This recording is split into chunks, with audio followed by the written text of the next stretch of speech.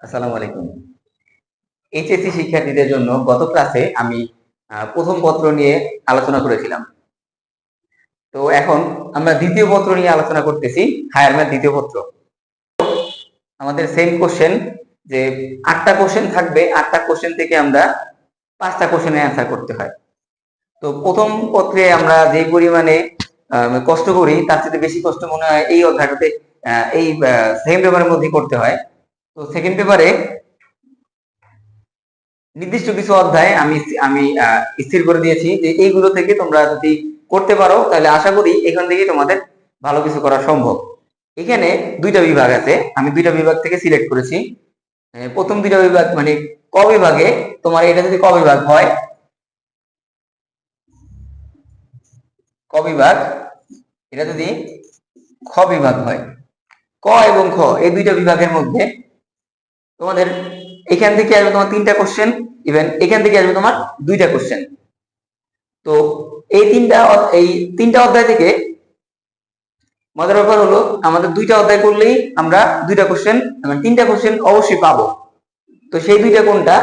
একটা জটিল সংখ্যা আর একটা বহুপদী।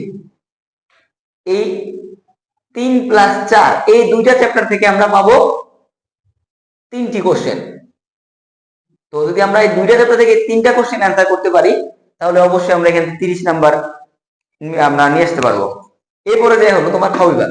খ বিভাগে আমার আছে 3টা চ্যাপ্টার। তো 3টা চ্যাপ্টার থেকে সবচেয়ে মজার বিষয় এইটা যে 3টা চ্যাপ্টার আমাদের করা লাগতেছে না, আমরা এখান থেকে একটা চয়েস করলেই হবে। তো সেই একটা কোনটা? কনিক্স।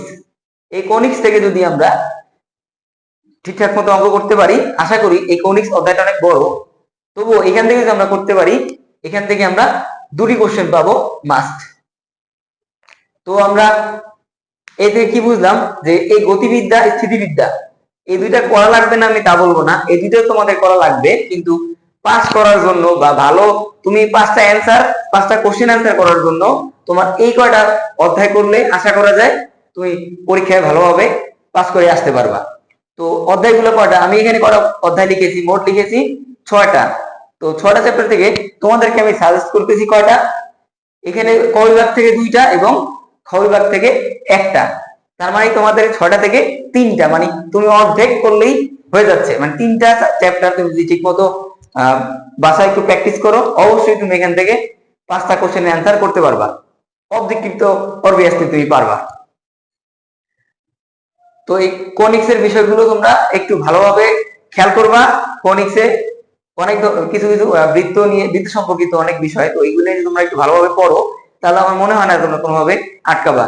তো এইগুলো করার আগে তোমার অ্যাটলিস্ট এই যে 3টা অধ্যায় দিয়েছি, 3টা অধ্যায় থেকে এই 2টা অধ্যায় 100% করো, তাহলে যারা একটু বেশি দুর্বল ছাত্র তারা অবশ্যই 3টা কোশ্চেন অ্যান্সার করে আসতে পারবা।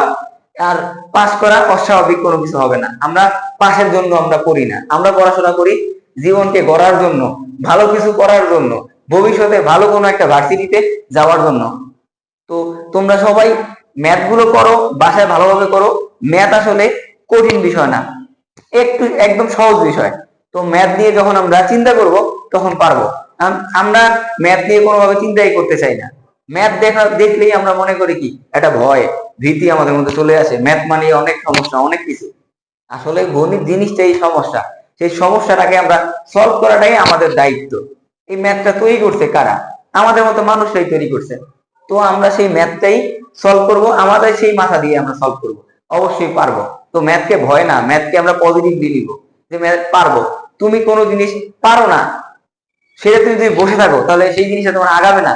আর তুমি যদি পারার জন্য চেষ্টা করো, সেই অনুসারে সামনের দিকে আগাও, তুমি তোমার প্রতিদিনই কন্টিনিউটি বজায় রাখো, অবশ্যই তুমি সেই বিষয়গুলো সম্পর্কে ভালো পারবা এবং তুমি তোমার লক্ষ্যে পৌঁছতে পারবা। তো আমরা আশা রাখি তোমরা এই ম্যাথ গুলো করবা বাসায় এবং অবশ্যই ভালো কিছু করবা। আর তোমাদের যদি কোনো কিছু জানার প্রয়োজন হয় আমাদের সাথে যোগাযোগ করো, আমাদের অনলাইন অফলাইন দুই ক্ষেত্রেই তোমরা আমাদের সাথে যোগাযোগ করতে পারো। আল্লাহ হাফেজ।